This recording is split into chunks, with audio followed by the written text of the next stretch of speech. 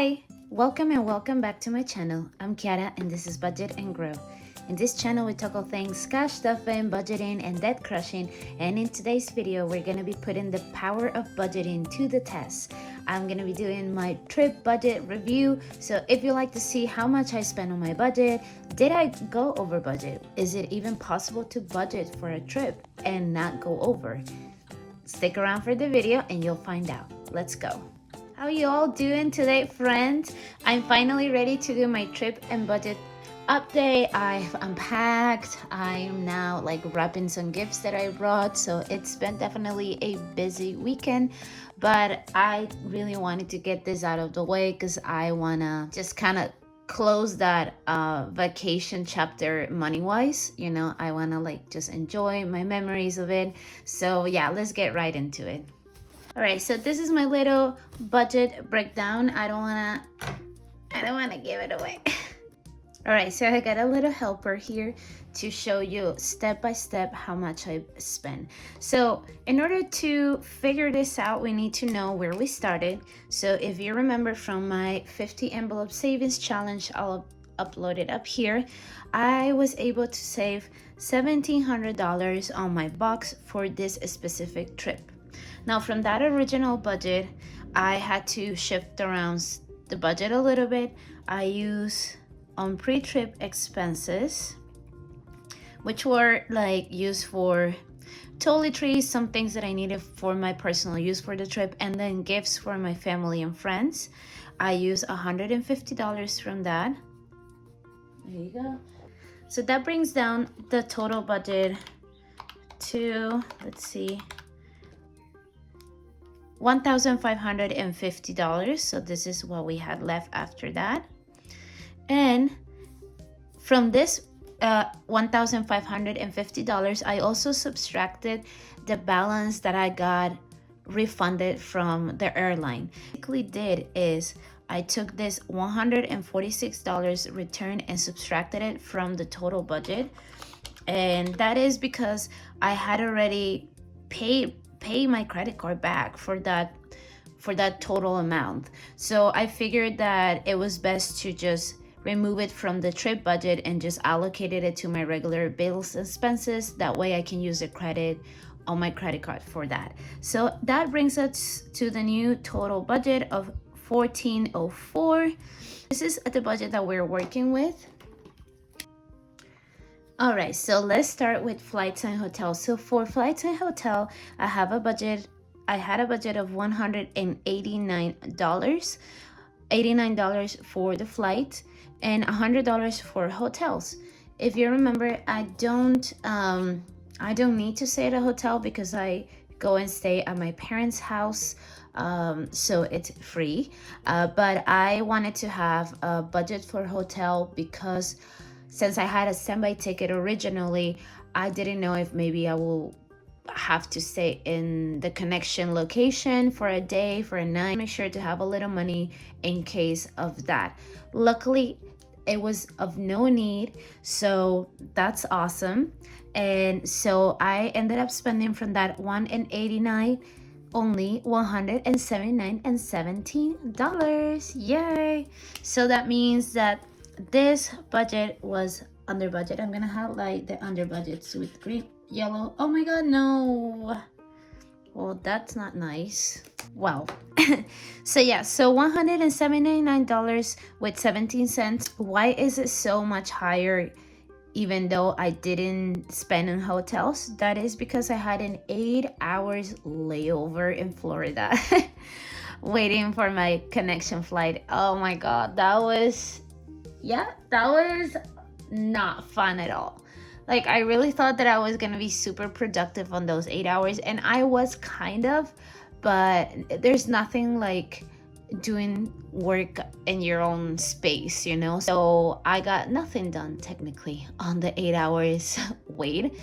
And of course I had to eat, and airport prices. I did make some snacks. I brought chips, I brought cookies, I brought a chicken wrap, but it was 8 hours, so I had to get some stuff. Also, I forgot, I bought the upgrade to the exit row. upgrade was $49, and it was definitely worth it because nobody was sitting next to me and the seats are bigger. So it was really comfortable. Um, so yeah, so I think that all in all, I had a really great experience. Will definitely be interested in doing it again.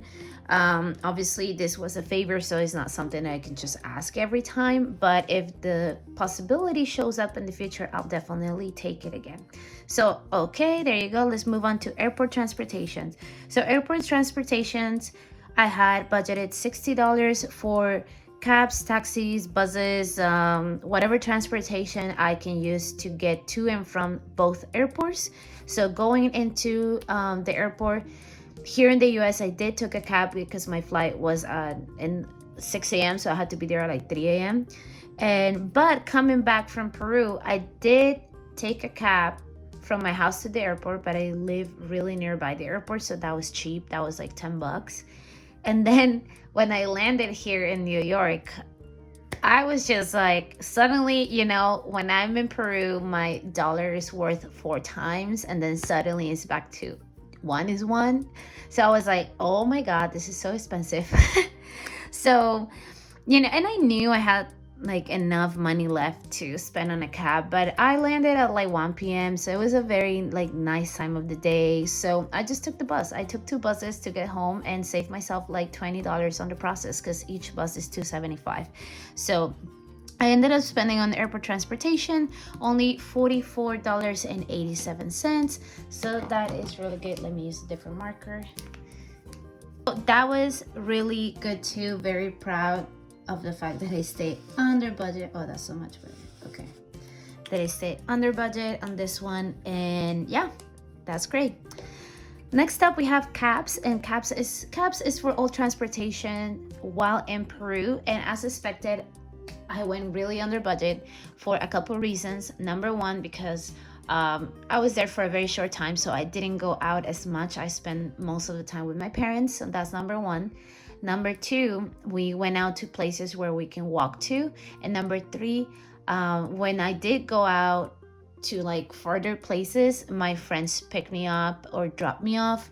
I did take some cabs for like meeting them and stuff, but for the most part, I was being taken care of on that realm. So I only spent $15.75 on cabs, and that is way down from my original budget. So very happy about that. I definitely expected it, but you never know, right? Because you don't want to depend on other people, but my friends were great.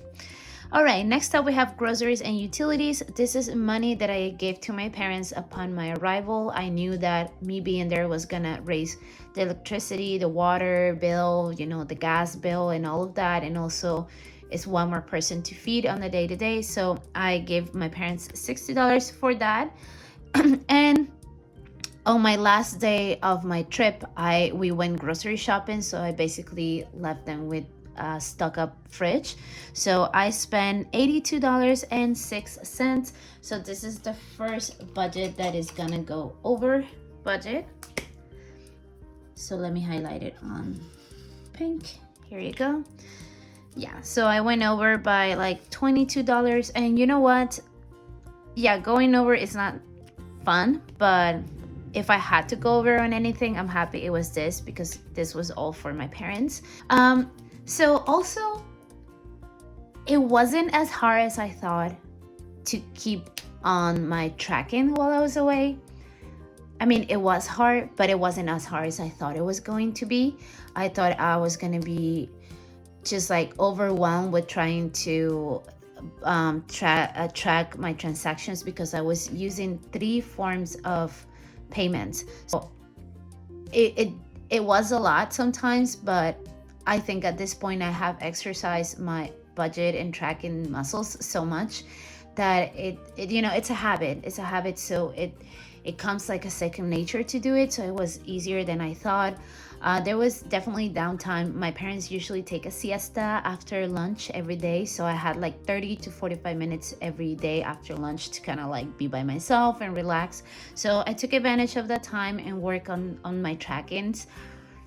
So yeah, I mean, I don't think it's impossible. I think you can definitely do it, but it's not something that you are gonna start on your vacation time. You know, you gonna need to be on that rhythm of budgeting and tracking in order to make it easier for you while you're away. Okay. Emergencies, self-explanatory. I had budgeted $100 and luckily I didn't have to use any money from that. Next, we have going out. So for going out, I had a few plans with my family. I really wanted to take them to this like brunch show. I had this whole thing planned, but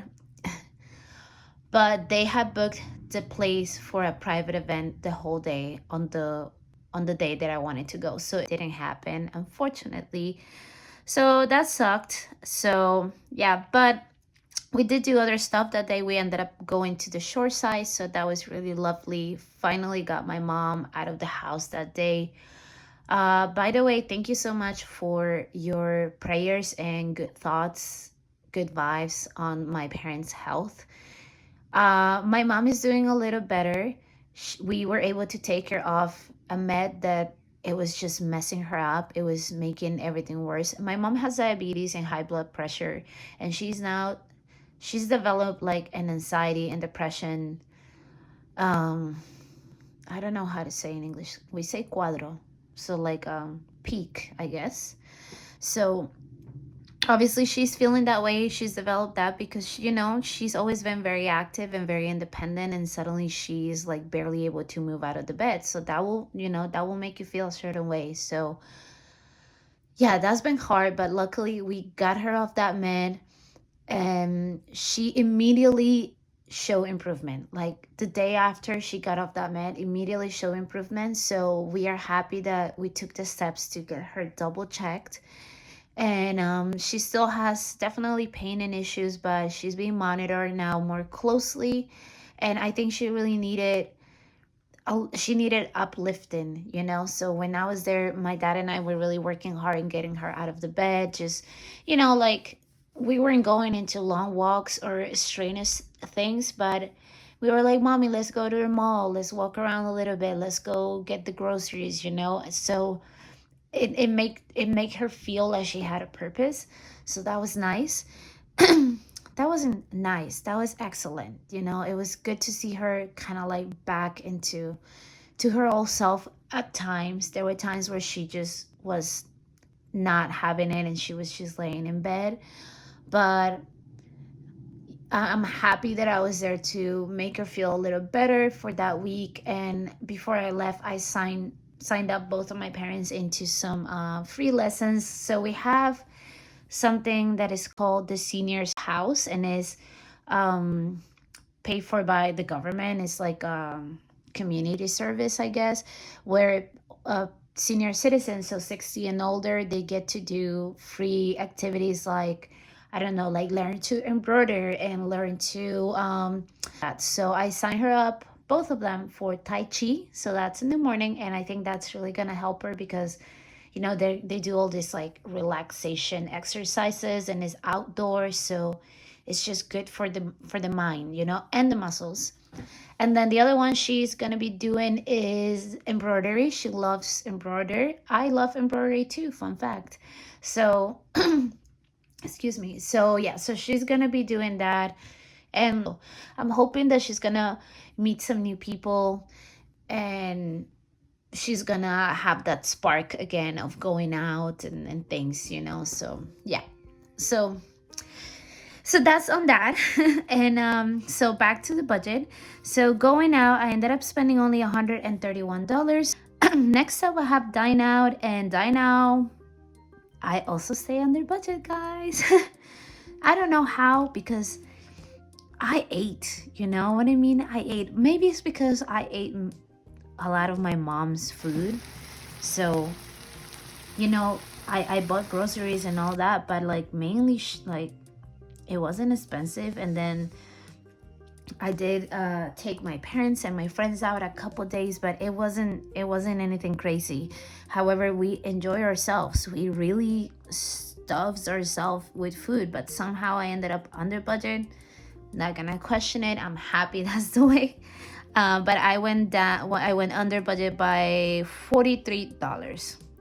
Next up, we have tips, and technically I'm supposed to be under budget too, since my dine out has been under, and this is a 10% of dine out, but I went over budget. I don't know, call me an over tipper. No, it was not that. I mean, I tipped accordingly, you know.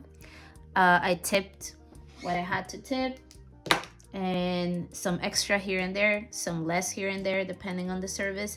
But I also tipped other services, so that's why it's not matching the dine out. So I went to get a haircut, so I tipped the hairstylist, I tipped the drivers for my Uber, I tipped just variety of different people that aren't necessarily servers.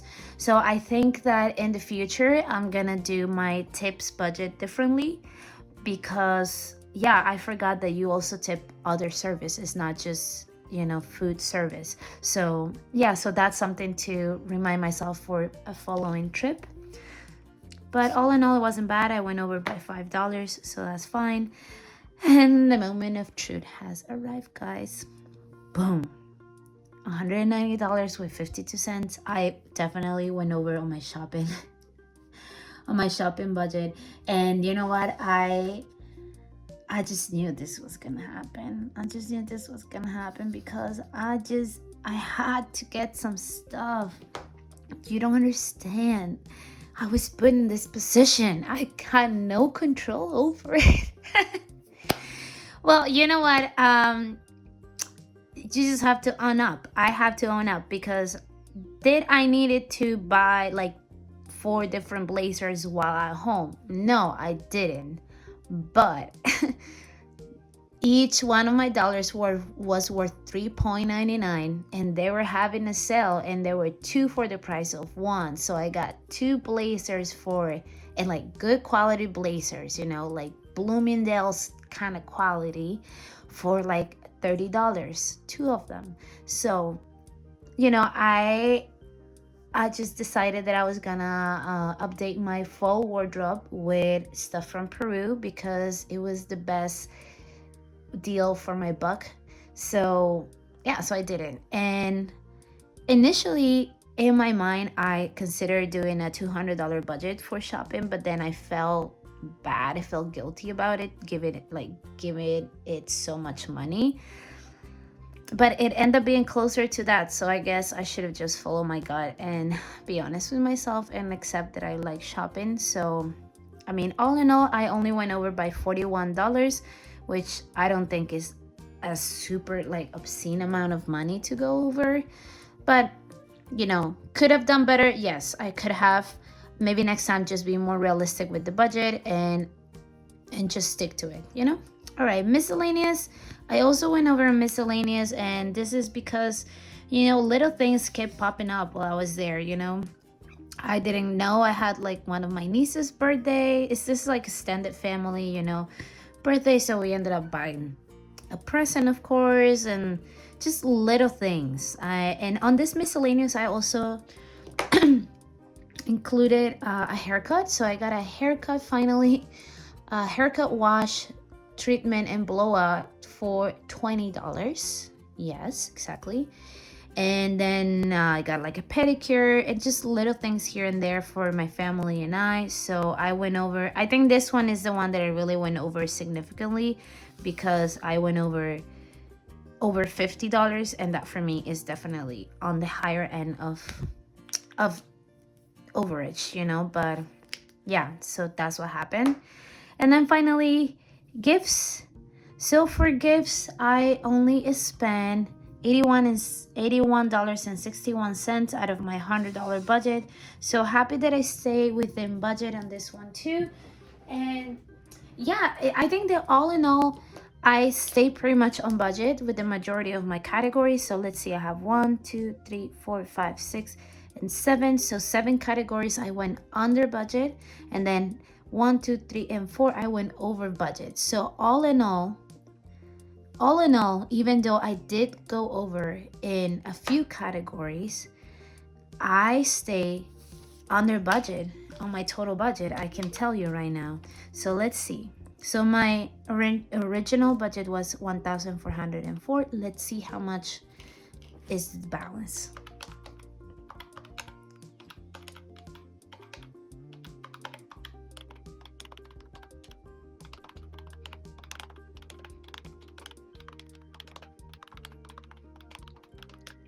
All right, so the number is $1,120 with 62 cents. And that means that I definitely stay under budget for my vacation, guys. Woo! Let's see the difference. Okay, let's do the math very quickly. So that is a balance of $283 with 38 cents. And this is absolutely a first for me. I have never once in my life under budget for a vacation.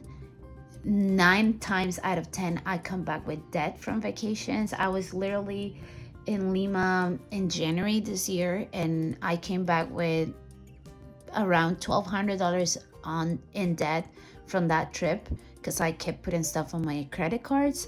So this is amazing. Like, this is really mind-blowing that I was able to not only not get into debt, not go over budget, but stay under budget, like come back with money from there. That is just, I've never seen this happen before.